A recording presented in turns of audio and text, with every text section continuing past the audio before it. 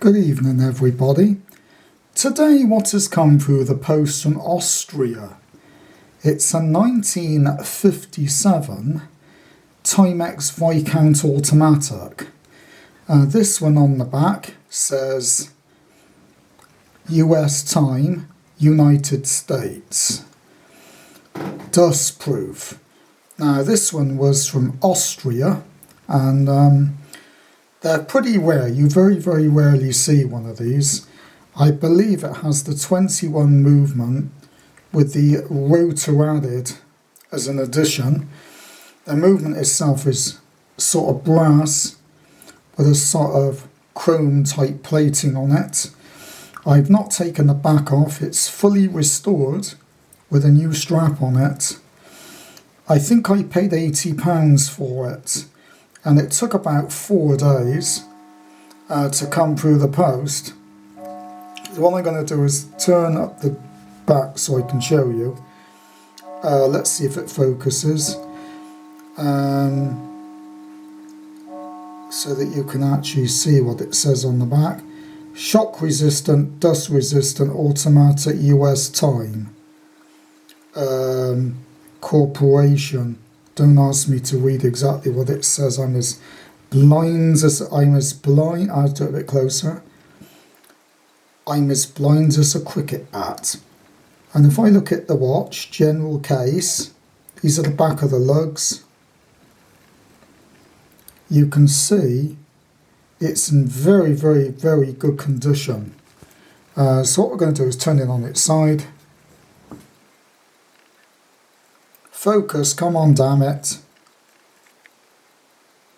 Doesn't seem to want to focus. Anyway, no, it will now. So you can see there's no chrome plate wear. A few small micro scratches. And I think you have to expect that on a vintage watch. You are not necessarily going to get it perfect. For some reason, the focus on this camera doesn't change if it's not something what I call definite to focus on. I do this at focus, look, but when I do it on the case, it won't.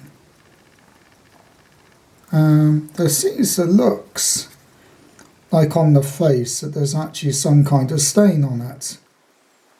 But it's ever so funny because you can't see it to the normal eye.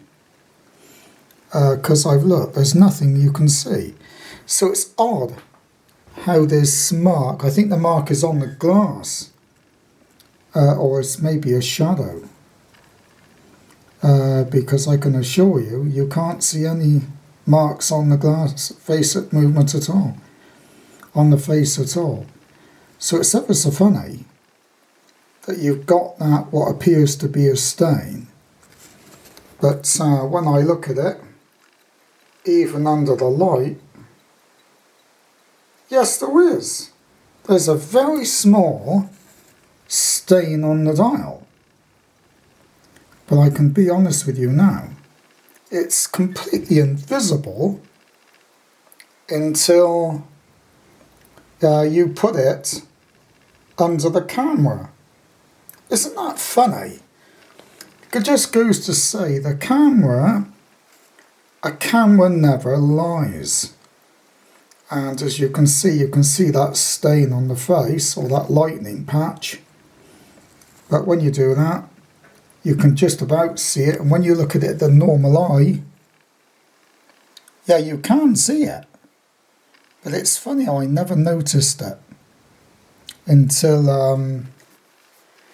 you put it under a very strong light. And even then, you've got to look for it. But anyway, that's a 1957 viscount. That's the winder. There's no wear on the winder. How an American watch, which I believe was not made for any other place in America originally, ended up in Austria, I don't know. But this watch apparently, viscounts were made in America 3 years before they were made or sold anywhere else. They started making them in Dundee in 1960. The Dundee factory was besieged by various industrial actions because the Dundians perhaps didn't like making watches. I don't know, perhaps they didn't like making watches, or they thought they weren't being paid enough. That's why there's no industry here. People kept walking out all the time. And bosses aren't going to pay wages to people that aren't going to make watches or make washing machines, because they're losing money. And so, of course, they went elsewhere. A lot of Timex watches were then made in the Philippines and in Taiwan, because they knew people would be quite prepared to get up and make Timex watches all day. Whereas perhaps English and American people, perhaps they would just say, well, I'll make Timexes. After a year, I'll get another job. I didn't really see it as a career opportunity to make watches in a factory. And they were just sort of what I call breezing through. Anyway, so that's an introduction. It's got a new strap on it, a new strappings as I call it. And it's a nice little watch. I don't think it will be used very much. It's in very nice condition. The movement has been cleaned, so it's not chugging, or as I call it, lubberty, barely tugging. It goes like stink. And I think this one hasn't had that much use. It certainly hasn't been mistreated. And the movement was stripped and cleaned. The guy wore it for a week. He timed it over a week. And this is what this guy does from Austria. When he does a watch, he actually puts it in service to make sure it is working and keeping time before you get it. You can't get better than that. Goodbye, everyone.